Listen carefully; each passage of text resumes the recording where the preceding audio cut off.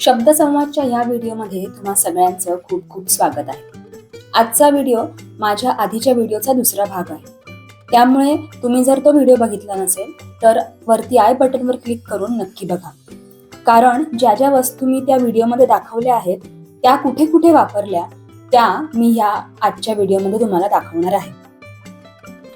पण तत्पूर्वी तुम्ही आपल्या शब्दसंवाद या चॅनलला सबस्क्राईब केलं नसेल तर पटकन सबस्क्राईब करून टाका।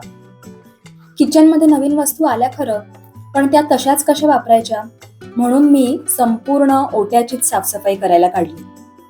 काही बायका जेवण बनवता बनवता ओटा साफ करतात, काही बायका सगळं जेवण झाल्यावर ओटा साफ करतात, तर काही बायका एका दिवशी सगळा ओटाच धुवून काढतात।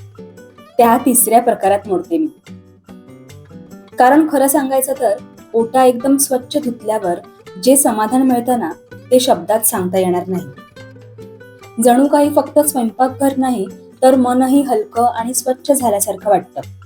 सगळ्या वस्तू त्यांच्या जागेवर, चमकणारा ओटा आणि त्या स्वच्छतेतून मिळणारी शांतता एक वेगळाच अनुभव असतो।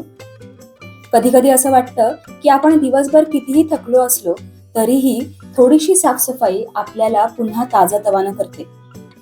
आणि खरं सांगायचं तर ही फक्त साफसफाई नसते, ही स्वतःसाठी घेतलेली एक छोटी विश्रांती असते, जिथे आपण हळूहळू काम करत असतो आणि मनातले विचार नीट लावून ठेवत असतो, अगदी त्या भांड्यांसारखंच। म्हणूनच मला असं सगळं एकाच दिवशी करून टाकायला जास्त आवडतं।